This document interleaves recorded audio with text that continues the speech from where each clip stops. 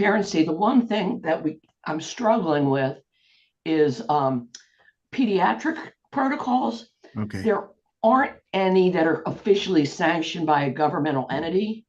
So I don't know how to, like the CDC, we have that for the hospital side, but pediatrics is like an evolving science. They're still working it. So I'm struggling with how to deal with that. Jason, I see you're here now. Do you want to fill us in? Hi, Delegate. Yes, we are with the departments working with and on the amendments. We should have something soon. Yeah. Dana, how are the urgent cares? The urgent cares were fine with your original amendments. So we're just going to keep working with the hospital association just to make sure that they stay consistent. Okay, does anyone else care to weigh in on this, on the House Bill 84, the sepsis protocol bill? So we have a conceptual amendment. We've seen a couple of drafts of the amendment. They all kind of do the same thing, that indicate that urgent cares and specialty hospitals are to train their staff to recognize potential possible sepsis and then take appropriate measures to transport to a facility, an acute hospital who can care for that. The acute hospital is to also train their staff and then put in place protocols on how to deal with cases of sepsis once they're identified. Correct. So can I get someone to move the conceptual amendment? Thank you very much, Delegate Chisholm. Second. And we have a second. All in favor of the conceptual amendment? Anyone opposed? Thank you. On the bill as amended? Move the bill. Second.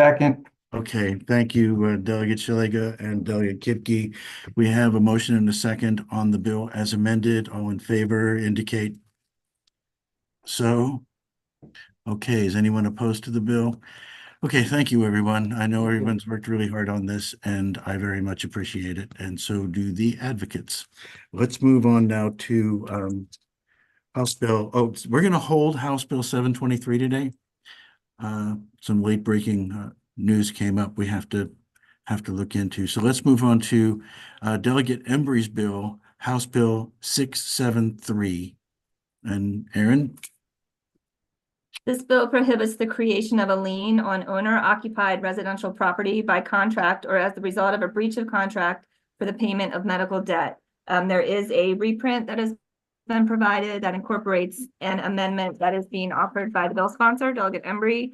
And this amendment would strike language that the bill has introduced, said that medical debt does not include debt incurred due to cosmetic procedures or services, and that would strike that language. Therefore, if there was medical debt that happened because of a cosmetic procedure that was medically necessary, that would be included in the definition of medical debt. Thank you, Aaron. Delegate Embry. Just want to say thank you, and especially to Erin for all her help and hard work on this. But that is correct. In conversations, I mentioned this last week with the judiciary. I think work needs to be done in the between session on this issue of the automatic liens. And I would really love it if someone from this committee would work with me and legal aid, and the Attorney General's office has indicated they'd like to be part of that and figuring that out, and from the hospitals, because I think it's a really big problem. But I just so I've withdrawn that piece of the amendment because I think it just requires a little more work. And I appreciate all the work of this committee. Thank you. So where are we at this point, Delegate Embry? Just the one amendment? Yes. Okay, thank you. Delegate Collison, I know you wanted to be here for this discussion. Anything you want to add at this point? I just thank you all for the work on this, Delegate Embry. Thank you for your work, and I know that I can commit a member of HGO to be working with you on this. So we're very aware of the needs and appreciate your work. Thank you. Thank you. Thank you, Delegate Collison. Pegeen, anything from MHA on this bill at this point? No, I appreciate Delegate Embry wanting to take a look at that over the interim. Be happy to work with her. Okay. And Megan, were you here for this bill from HSCRC? No, I'm getting ready for the next Okay. one. All right, good. And Jake, anything you on this bill? No, we're good. Thank you, Mr. Chair. Okay, then I think we've heard from everyone who is here to speak on this bill. Can I get a motion on the amendment? Motion on the amendment. Second. Okay, thank you, Delegate Chisholm and Delegate Alston. All in favor of the amendment indicate by saying or indicating aye. Okay, is anyone opposed to the amendment? I see no opposition on the bill as amended. Move the bill. Thank you, Delegate Chisholm. Second. Thank you, Delegate Gazzoni. We have a motion and a second on the bill as amended. All in favor of the bill indicate aye. Anyone opposed? All right, thank you very much. Unanimous favorable report on House Bill 673. Moving on to House Bill 328. Aaron? This bill modifies the required components of acute care and chronic care hospital financial assistance policies by prohibiting hospitals from considering household monetary assets in determining eligibility for free and reduced cost care, and removing the requirement that the provision of reduced cost care or payment plans be in accordance with the mission and service area of the hospital. This is Delegate Lopez's bill, and no amendments have been offered. Could you All give right. me the bill number again, Mr. Chair? I'm sorry. We're not hearing. 328. Mr. Chairman, could I just make one comment on this bill? Please go ahead, Begin. We've had financial assistance and medical debt bills for each of the last 4 years running. And I just want you to know that we haven't been able to implement many of those because we don't have the regs yet. So I just don't want anyone to blame us for not having implemented what you've already told us to do.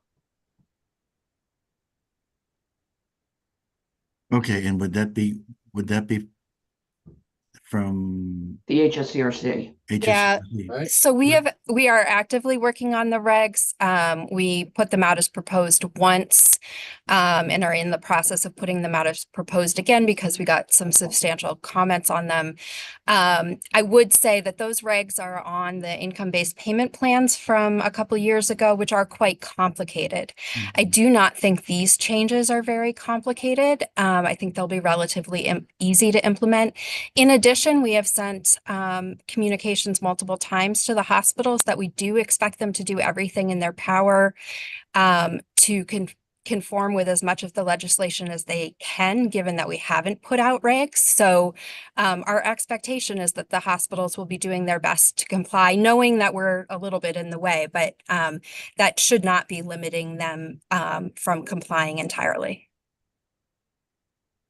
That's a strange process. But Okay, Delegate Kipke. Thank you, Mr. Chairman. I've asked this question several times, and I think, well, let me ask it again. Maybe Aaron can help. Would this bill allow in any way a wealthy individual with lots of liquid assets from, would they benefit? Somebody who's wealthy who should pay their darn bills. You know what I mean? I get that people without means shouldn't be denied health care and shouldn't be given an impossible burden to overcome economically. But what I'm worried about, and I suspect it won't be that many people, but one would really irritate me, are wealthy people. Could they potentially benefit from the provisions of this bill? Peggy, do you have an answer to that? yes, The answer is yes. the answer is yes. Well, why don't we have an amendment to somehow fix that, or is that impossible? I Delegate think the Kipke, my Attorney understanding is- General's office asked for an amendment to shield up to 100,000. Jake? That's right. There would be, under the bill as written, there is no asset test. So someone, to your point, Delegate Kipke, if they had a lot of assets, they would still get the free care. Additionally, my understanding is that the AG pulled their bill, which would have limited the asset test to $100,000. So as written right now, there is no amendment for the asset test. Okay, Delegate Collison. Thank you, Mr. Chair. So I'm thinking that part of the rationale or part of the determining eligibility for free or reduced care includes income taxes and proof of income taxes. If we're seeing their income taxes, and I would say that financial assets would be a part of those income taxes. So any stocks, any savings that they have, any and I know this because it applies to me, as on those income tax. So I would say that the chances of folks who are wealthy, other than in property wealth, That's where right, you get it. That's what we're talking about. might not show up. But I would say I just don't know that that's going to be. I agree with you, Delegate. One is too many, but I just don't know if that's going to happen or not in this bill. And I'd like to err in the favor of those who cannot afford the services that they are being delivered. Heather, do you have something to add to Delegate Collison's point? Yes, thank you. Yeah, Heather from the Office of the Attorney General. So I just wanted to share that when I originally discussed this bill with AG, he had Delegate Kipke's concern as well, that what about the person who might have quite a bit in monetary assets and just doesn't want to pay their bills, which is why we had originally offered the amendment to exclude the first 100,000. The reason that we decided to withdraw that amendment is twofold. One is someone who has monetary assets in a large amount is going to likely be earning income on those assets that would make them ineligible under the income test. But the second reason, and maybe more importantly, is that we are hoping to impose some equity among the financial assistance experience. Because, for example, as I understand it, some of our hospitals don't apply any asset tests now, and some of them do. And we don't want to make hospitals who don't apply them have to start applying them. And we don't really want the experience of the patient going to hospital A and being determined eligible under a certain set of criteria that they would not be under in another hospital, even in the same county potentially. So as an equity issue, it seemed better to just remove that limitation altogether. And to Delegate Collison's point, better to err on the side of the many consumers for whom this bill would benefit than the one person who might slip through. Let me just, Delegate Lopez is trying to get into the Zoom. Ann, can you see if she's in the waiting room? Thanks. Delegate Chisholm, were you going to speak to this point or bring up something new? Well, I was going to ask why the AG withdrew, and so I appreciate the answer. The only thing I will say, and I know that we're splitting hairs, but you only list your stock portfolio when you sell or when you have interest income or you have real income. So somebody could be sitting on $500,000, $1 million worth of stock assets, and it's not going to show up on their tax returns unless they're earning interest or have sold for the capital gains. So just an afterthought. I think it's probably not even worth bringing up, but for the good of the order.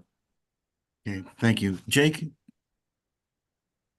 Delegate Chisholm made my point, which is exactly that it doesn't reflect on your tax records until you sell those assets. So until you realize those capital gains, it won't be reflected in your income. So for example, someone could inherit a stock portfolio and they may not have an income, but under this legislation, they would qualify for that charity care. So I just wanted to add that point as well.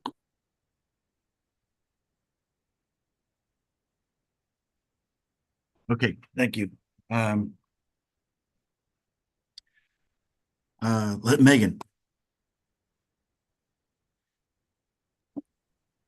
All right, I just wanted to add two things to this. So one is when we do think about those consumers who do qualify for those hospitals with asset tests, that means a whole nother page of questions for them. It makes the application more complicated.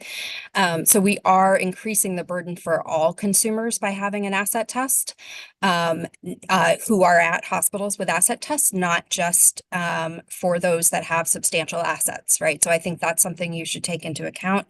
I also do want to, this was in my testimony, but I do want to note that HSCRC does provide funding to hospitals for uncompensated care, which includes both financial assistance and bad debt as part of our rate setting authority. And so the burden for this on a statewide level will be picked up in future rates. So I wanted to add those two things to the conversation.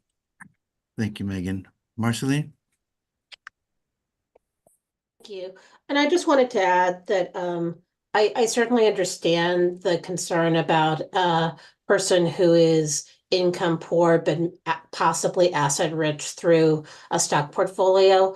But again, just to remind people, and again, Megan can provide the exact amount because I'm just remembering off the top of my head. But I believe to qualify for free care, you have to be at 200% of the federal poverty guidelines or under. And so again, you're talking about somebody who has almost no income. They're very, very low income. So the number of people in Maryland that are at that income level, but have a $500,000 stock portfolio, I think are going to be very few, who are then going to go through the process of actually filling out fairly burdensome financial assistance requirements to actually get into the free care that we're talking about in this case. So while it is, something to recognize, I think what we're really trying to create is a seamless process so that you're having the same experience for the vast majority of low-income patients who qualify for free or reduced cost care. So they have the same experience at one hospital as another, if they've already qualified and are eligible, and they've already gone through that work of qualifying for financial assistance. And that's really the policy goal, is that they are denied at one hospital, even though they qualify for free care. Okay, thank you. Let's get back to some committee members. Delegate Kaiser. I'll take that. Thank you, Mr. Chairman. And so I too appreciate the concerns that were brought up by my colleagues. And I do often worry about when we create certain policies, who it's directed for and how many people take advantage of it. I'm not sure if Marceline or anyone else could give us some estimate of how many people they think will benefit from this, who are definitely necessary. And we really have no idea of the estimate of how many people might take advantage of it, but I'm imagining it's a small amount. So to stop tens of thousands of Marylanders from getting a benefit that maybe a few hundred people will take advantage of, I guess I'm willing to take that risk. Thank you. Or make that trade-off. Thank you, Mr. Chairman. You're welcome. Delegate Hill? Thank you. Thank you. So I guess I really need clarity when we're talking about what's being excluded from consideration. We're not talking about the asset of the home itself, because if we were, we could certainly exclude vacation homes and secondary homes, and we could only be talking about primary. So we're talking about what exactly, because I agree that we don't want to throw the baby out with the bathwater, but on the other hand, it would be helpful to know what kind of assets are we talking about that will no longer be considered, that have been considered up until this point. Does anyone have the answer to Delegate Hill's question? Well, additional cars. I mean, I can read straight from the statute. Thanks, Aaron. Current law. Current law, a hospital may consider household monetary assets in determining eligibility for free and reduced cost care under the hospital's financial assistance policy, in addition to income-based criteria. If a hospital considers household monetary assets, the following types of monetary assets that are convertible to cash shall be excluded. So it lists what's excluded. At a minimum, the first 10,000 of monetary assets, a safe harbor equity of $150,000 in a primary residence, retirement assets that the IRS has granted preferential tax treatment as a retirement account, including deferred compensation plans qualified under the IRS code or non-qualified deferred compensation plans, one motor vehicle used for transportation needs of the patient or any family member of the patient, any resources excluded in determining financial eligibility under Medicaid and prepaid higher education funds in a Maryland 529. Monetary assets that are excluded from the determination of eligibility for free and reduced cost care shall be adjusted annually for inflation in accordance with the Consumer Price Index. All right, so that's helpful. So now what additional assets are we now going to, because that's something, so obviously now we would be excluding a second car or a third car. What other assets, maybe the sponsor can tell us what other additional assets are we now adding to this list that we will not allow the hospitals to consider? Delegate Lopez. Yeah, actually, I'm going to defer to Marceline about that because it's very technical and I want to make sure that she's giving you the most accurate information and not just what I have in my notes. So, Marceline? Thanks. I'm probably not the most technical expert on here. I am going to imagine that Megan or if Heather was on, but it's actually eliminating the use of an asset test. So we're basically saying that if you qualify for financial assistance, you've already gone through a process to determine eligibility. There's already an extensive process that hospitals use to determine you're eligible for free or reduced cost care. And so we're saying that you don't then have to go through an additional asset test to qualify for financial assistance, for an additional test where you can be denied financial free or reduced cost care. So again, 27 hospitals use an asset test or a service area test, and 20 hospitals in the state do not. And so we're saying we just want uniformity across the system. So if I may, Mr. Chair? Yes, please go ahead, Delegate Hill. Okay, so I get the other tasks that we're talking about. They can't use the community or whatever. But again, if we get back to the question that was asked earlier by Delegate Kipke, and the answer was, yes, it's possible for people of wealth to benefit from this.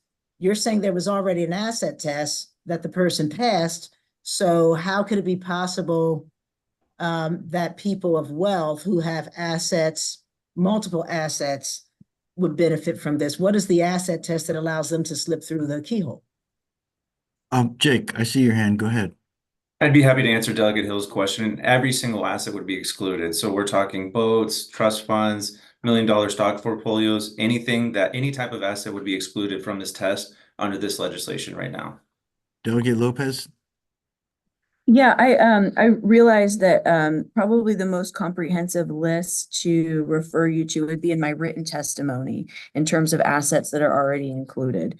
So I won't go over that because it is in the written testimony, but if you want to see what the current asset test is. No, that's we listed see. The there. question was the issue before you were let in from the waiting room is to the thing that Jake's talking about. And I guess the answer might be that there are very few people who are going to actually have boats, additional rental houses, a ski loft, an airplane, or other assets that would have passed this original test that exists and somehow have these other assets that are now going to be excluded, because I don't see how. So Jake, how could they have passed the original asset test that Mercy is saying exists if they had these?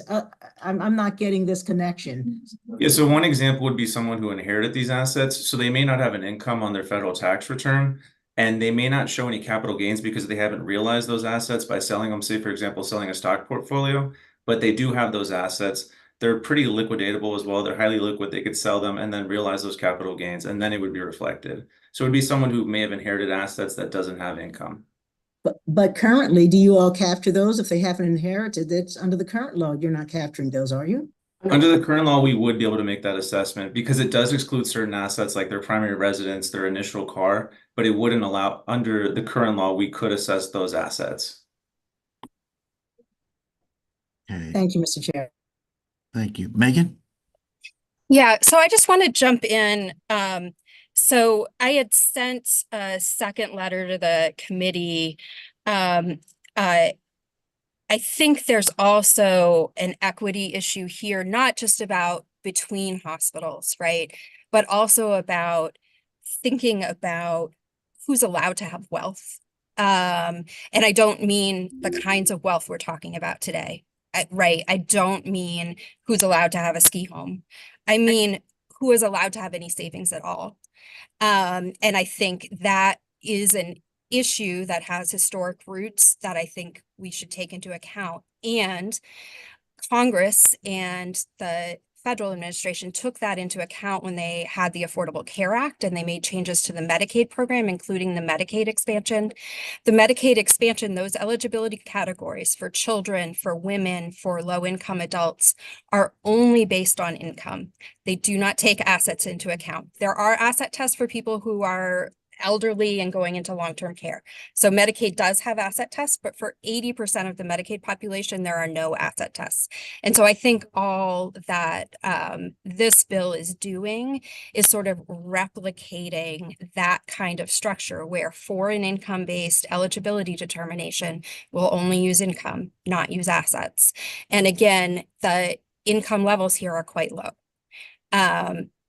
So, I mean, that's a policy decision for you all to make. I am not, but I did want to just sort of frame it in that it is very similar to the way Medicaid approaches this for most of the eligibility categories.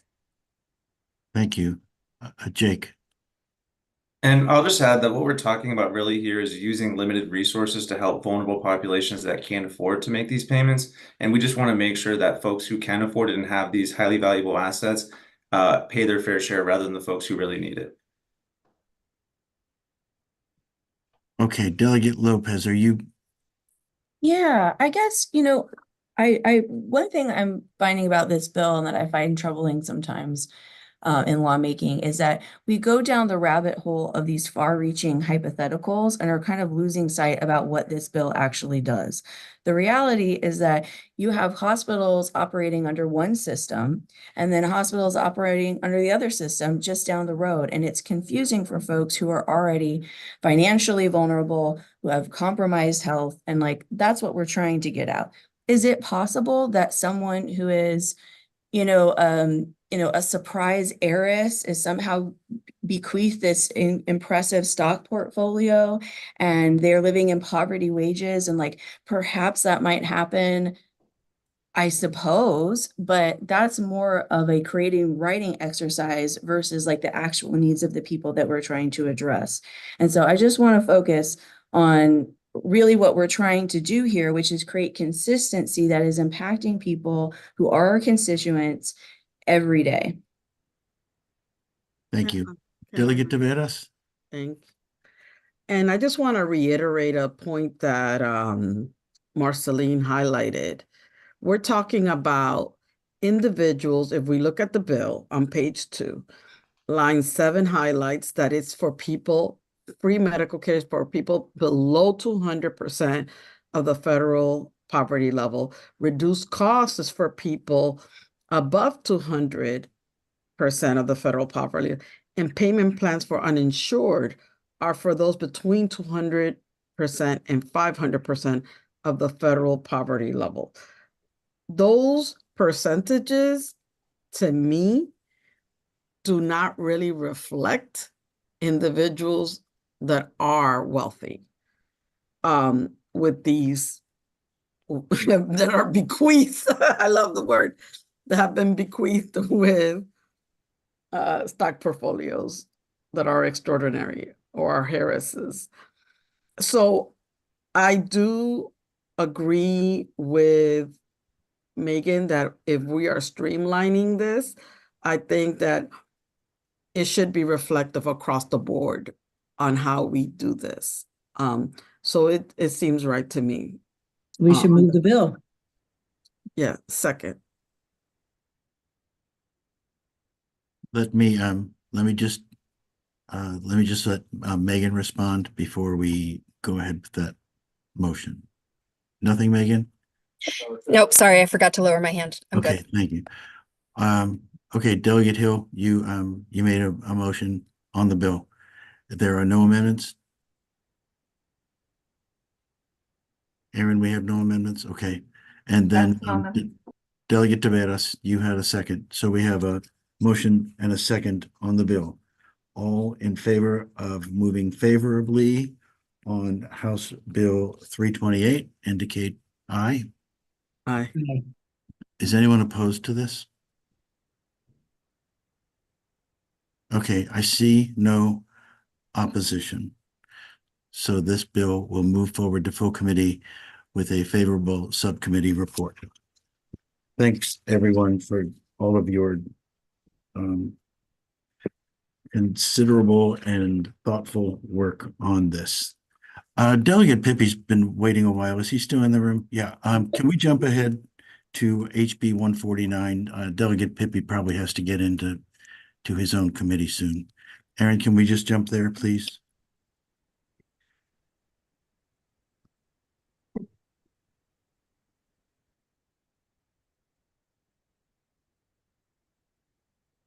I am muted. Okay. I distributed a reprint of the bill that incorporates amendments that have been sponsored by Delegate Pippi. So from that reprint, the bill would prohibit a healthcare provider from destroying a record, laboratory report, or X-ray report about a patient for 7 years, rather than the 5 years that's provided under current law, after the report or record is made, or in the case of a minor patient, for 7 years after the patient reaches the age of majority, rather than the later of 3 years after the patient reaches majority, or 5 years after the report or record is made, which is the current law.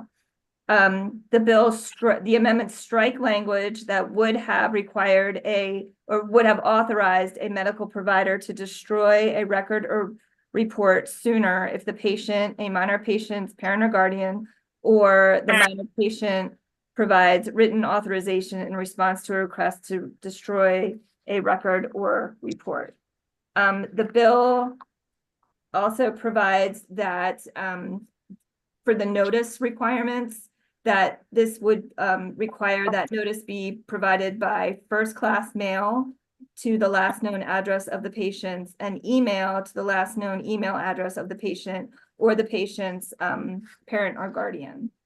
The bill also provides that the healthcare provider must make the record or report available for retrieval by the patient or the parent or guardian of the minor patient within 60 days before the date of destruction and at the location designated in the notice of destruction of the record or report. Under current law, there are provisions related to what happens to records after the death, retirement, surrender of license, or discontinuance of the practice or business of a healthcare provider. And the amendments would require that after these circumstances occur, the records would have to be, if they're going to be destroyed, the records would be maintained in compliance, and you'd have to forward the notice before the destruction or transfer of the medical records to the patient or to the minor patient or their parent or guardian. Delegate Pippi, does that accurately reflect the current intent of the bill? Yes. And Steve, I know that you and Delegate Pippi worked quite a bit on this. Yes, I just wanted to thank Delegate Pippi as well as yourself for working with us on this and with these amendments. MedCai is fine with the bill. Thank you. And thanks to Delegate Hill as well for her input. Very good. Delegate Chisholm. Now that we know MedCai is on board, did we have any conversations with the Dental Association or the Board of Pharmacy to see if we could reach an agreement with them? So, Mr. Chairman, if I may. Yes, please go ahead, Delegate. Delegate Chisholm, thank you for that. So what we did is we actually coordinate with everyone who provided testimony on the bill. We sent the amendments to them, and they did affirmatively agree that they were good with the amendments. Outstanding. Thank you. Thanks. Yes, Good sir. question, Delegate Chisholm. Delegate Johnson. Thank you, Mr. Chairman. In the committee hearing, there was some concern it may not be compliant with federal law. Did we get that squared away? Delegate Yes. Pippi? Yes. Okay. All Yep. right. Thank you. Okay. Any other concerns, questions, or comments on this bill? Do I hear a motion on Delegate Pippi's sponsor amendment? Move the amendment. Second. Okay, we have a motion from Delegate Chisholm, a second from Delegate Johnson. All in favor of adopting the amendment, indicate aye. Anyone opposed to this? Okay, the amendment has been adopted. On the bill as amended. Move bill as amended. Okay. Second. All right, Delegate Johnson, thank you for your motion. Delegate Kaiser, thank you for your second. We have a motion to move favorably on this bill as amended, House Bill 149. All in favor indicate aye. Okay, Aye. is anyone opposed? Okay, Delegate Pippi, looks like you have a favorable subcommittee report. Excellent. Thank you, Chair, and thank you, committee members. Appreciate it. You are welcome. Let's back up now to House Bill 1002, Aaron. This is a legislation that was requested by the Office of the Attorney General. There is an amendment that's been provided that has also been sponsored by the Attorney General's office and was raised at the bill hearing. It basically does exactly what the bill as presented did. It just moves it to the state government article. They felt that that was a more appropriate placement in the code. So if you look at the amendment, it strikes the bill as introduced. And then there's new language beginning on page 2 that goes to the state government article and provides that for the limited purpose of furthering an ongoing healthcare fraud investigation under the Maryland False Health Claims Act or other civil authority, the Attorney General may issue in any court in the state a subpoena requiring a person or entity to produce documentary material for inspection, copying, or reproduction, answer under oath and in writing written interrogatories, give sworn oral testimony, or provide a combination of any of those 3 items. A subpoena that's issued may be served in the same manner as a subpoena issued by a circuit court. If a person fails to obey a lawfully served subpoena, the Attorney General may report a failure to obey the subpoena to the circuit court with jurisdiction over the matter. The Attorney General must provide a copy of the subpoena and proof of service to the circuit court. And then the amendments provide that after conducting a hearing at which the person who allegedly failed to comply with the subpoena has had an opportunity to be heard and be represented by counsel, the court may grant appropriate relief. And then it provides that the section may not be construed to allow the contravention, denial, or abrogation of a privilege or right recognized by law. Thank you, Aaron. This is a departmental bill. Is anyone here to speak on this bill? Yes, Mr. Chairman, I'm here. Hi, Zach, go ahead. I just wanted to explain, but the amendment, we had a bit of concern from the Office of the Inspector General for Health, who we partner with in a lot of our cases. I think essentially the concern was that we were inserting ourselves into their section of the code and maybe that wasn't the proper fit. So we had a conversation with the acting IG and the AG and myself, and we came to the conclusion that she was right. And so what we've really done is just try to mirror what we were trying to do in the health article now under the state government. Thank you, Zach. Delegate Chisholm. All right, thank you, Mr. Chair. Okay, Zach, can you give that to me in layman's terms? So what falls under the authority of the IG still, and what falls underneath of the AG now that's different? So nothing changes in regard to who's in charge of what. It's just that right now, the IG has subpoena power to conduct their investigations. And if they then send that investigation to us, or if we start our own investigation under the False Health Claims Act, we don't have subpoena power. So what this bill does is allow us to issue subpoenas rather than a more cumbersome discovery process and one that lines everything up in existing law. As I said at the hearing, we rely a lot on records, and a lot of those records are protected by laws. The only way to get access to those records, the law says, is a subpoena. And so we need to be able to give you a piece of paper that makes our request in the form of a subpoena rather than any other form. Let me follow up with this. Is this interstate? Can you issue a subpoena to somebody outside of the state of Maryland? there is a long process, and so we don't typically do that. What we do is coordinate with our sister agencies because there's a Medicaid fraud control unit in every other state. So we would typically just we would cooperate with them to get what we needed rather than trying to effect a subpoena over state lines. Okay, because I'm assuming a lot of our fraud is outside of the state as well as inside of our own borders. Okay. Absolutely. Yes. Thank you. Thank you, Delegate Chisholm. Any other discussion on this bill? Do I hear the motion on the amendment?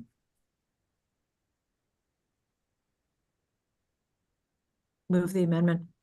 Second. Okay, thank you. We have a motion from Delegate Gazzoni, second from Delegate Taveras. On the amendment, all in favor indicate aye. Aye. Anyone opposed to the amendment on the bill as amended? Move the bill. Delegate Gazzoni, Second. Delegate Johnson. Thank you. On the bill as amended, all in favor indicate aye. Delegate Chisholm, do you have a comment? No, I'm opposed to the bill because I don't see any of my caucus members here. And I want to make sure that we have further conversation about this in regular committee, but it can go through for now. Okay, so we do have one opposed. Please record Delegate Chisholm as opposed.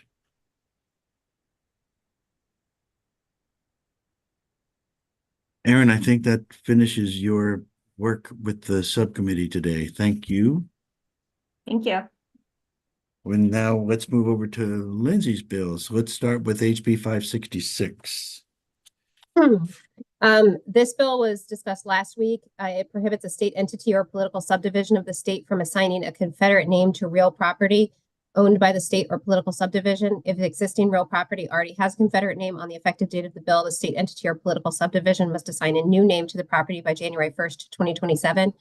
We did discuss some amendments last week, but I believe, is Zane still here? Yep, Zane from Delegate Grossman's office is here to discuss some amendments that they don't have finalized drafts of yet, but he can discuss the concept.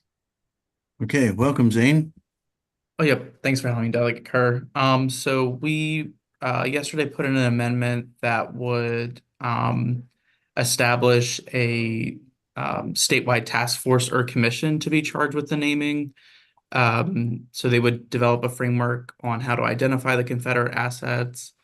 They would then use that framework to identify the assets that exist within the county or that are state-owned, and then they would produce a report to the governor and then also to the all the counties and Baltimore City to inform them of what assets need to be renamed. And then we also identified that each of the that the task force would consist of one representative from each jurisdiction, so the 23 counties and the city of Baltimore, and that there would be an executive director that would be paid a salary at a certain amount to help direct the commission and also help them maintain their resources and things of that nature. So we're just waiting back to hear from bill drafting on that amendment. Did you, did you get a fiscal note on the cost of the executive director? Yeah, we put it at like an $80,000 okay, at 80 per year. Yes. So it's underneath the magic $100,000 yes threshold. Thank you. So Zane, did the purpose of the bill, rather it backs up a bit and establishes a commission to do an inventory? So they would be doing basically the heavy lifting of the research, and then they would make the recommendations to the local jurisdictions. So therefore, it would also reduce costs to local jurisdictions because they wouldn't have to hire, full-time historians or put, someone within their departments to do that research and, historical digging. Okay, so you have a framework for an amendment, but you don't yet have an amendment. Correct. Yes. Okay. What would be the subcommittee's preference here? Do you want to wait to see the amendment and take this up next week? I would prefer to hold the bill until we can see the whole bill next week. Okay, I'll hold the bill till next week, Zane, but it sounds like things are moving along very well. Yes, of course. Thank you. And I'll inform Delegate Grossman, and if we have any questions, we'll reach back out, but I appreciate it. Okay, Hi, Chair Kerr. yes, Can I just make sure that in cases of, let's say, if there is historical digging, that there be a process to ensure that there is like a archaeological feature in that process in case there are some unexpected findings as Yeah, people dig up? if you could, Delegate Taveras, if you could maybe catch up with Delegate Grossman and explain your idea to her and see if it's covered under the bill currently or if it's something that she thinks might Needs need. to be added? Yeah. Okay, All that's right. not a problem. All Thank right. you. Thank you. 581, Lindsay? This bill was also discussed last week. It's an administration bill that requires each principal department and independent unit of state government by originally introduced September 1st, 2024 to create a catalog containing specified information of each type of permit, license, or certificate that it issues and submit the catalog to the governor. Again, as originally introduced by December 1st, 2024, and annually thereafter, each principal department and independent unit must post on its website a description of the application process for each permit, license, or certificate it issues. The bill also establishes the Government Efficiency Commission staffed by the Office of the Governor to enhance government efficiency and economic competitiveness. By December 1st, 2024, and annually thereafter, the commission must submit a report on its findings and recommendations to the governor and General Assembly.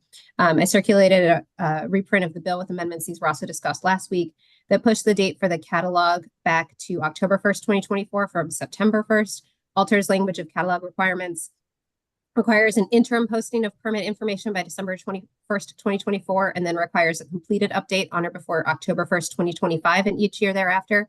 Removes the Director of the Energy Administration from the Commission as a Special Secretary of GOSBA and Secretary of DeWitt. It requires 3 representatives of the business community rather than 2. I also circulated some answers to questions that have been raised in this subcommittee and in the full committee that SAFE provided. And he is here to help address other questions if anybody has any. Thank you. Administration bill. Safe, are you here to speak to this bill? Absolutely, Mr. Chair. Thank you for having me. Thanks. Please go ahead. Sir, Lindsay has provided the full scope of the bill, some of the amendments that we are proposing. I would love to, address any additional questions that the subcommittee has. Okay, thank you for being here. Does anyone have a question for the governor's office? Does anyone have a motion on the, this was an amendment, correct, Lindsay? Yeah, does anyone have a motion on the administration amendment? Move the amendment. All right, we have a motion on the amendment and a second from Delegate Chisholm. All in favor of the amendment, indicate aye. Okay, looks good. I don't see anyone in opposition. Anyone want to move this? Move the bill is amended. Thank you, Delegate Johnson. Second. Okay, thank you, Delegate Kaiser. Heard you first. Okay, on the bill as amended, no? Then let's I didn't speak. It was me. Delegate Guzzoni, thank you. On the bill as amended, and all those in favor indicate aye. Aye. Okay, I don't see any opposition. Thank you for coming, Safe. Looks like your bill gets a unanimous favorable subcommittee report. Thank you, Mr. Chair. Okay, let's try and get on to the last one of the day, 809, and see if we can get something done here before we all have to jump off to committee. This bill establishes, except as otherwise provided by law, that a member of a board, committee, commission, task force, or work group created by state law may be removed or suspended for misconduct, incompetence, neglect of duties, or other good cause by the individual or entity that appointed the member. An individual or entity that appointed a member may remove or suspend the member only after consultation with the chair of the board, committee, commission, task force, or work group, and the member has been given notice and an opportunity to be heard regarding the reason for removal or suspension. The bill does not apply to a standing committee of the General Assembly or committee established under Title II of the State Government Article, General Assembly. I circulated amendments from the sponsor that clarify that consultation is not required if the removal or suspension is of the chair. And also that the bill does not limit the rights of a member to express views on matters of public concern to the fullest extent protected for public officials by the U.S. and Maryland constitutions. Okay, there were some concerns at the bill hearing about whether this violated First Amendment rights, and this amendment was drafted to address that and make it clear that the bill is not intended to restrict anyone's right of free speech. Do we have an emotion on the amendment? So moved. Okay, thank you, Delegate Kaiser Second.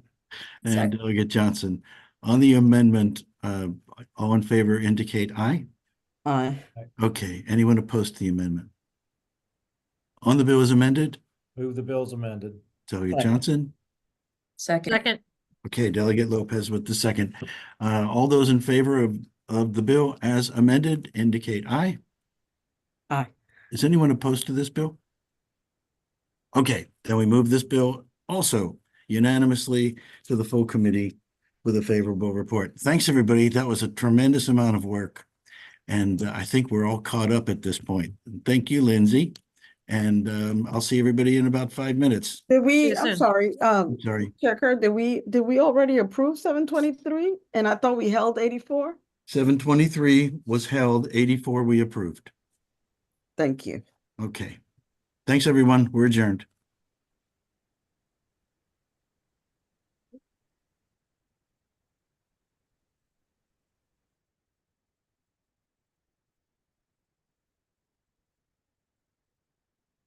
Okay. That's what I. Okay.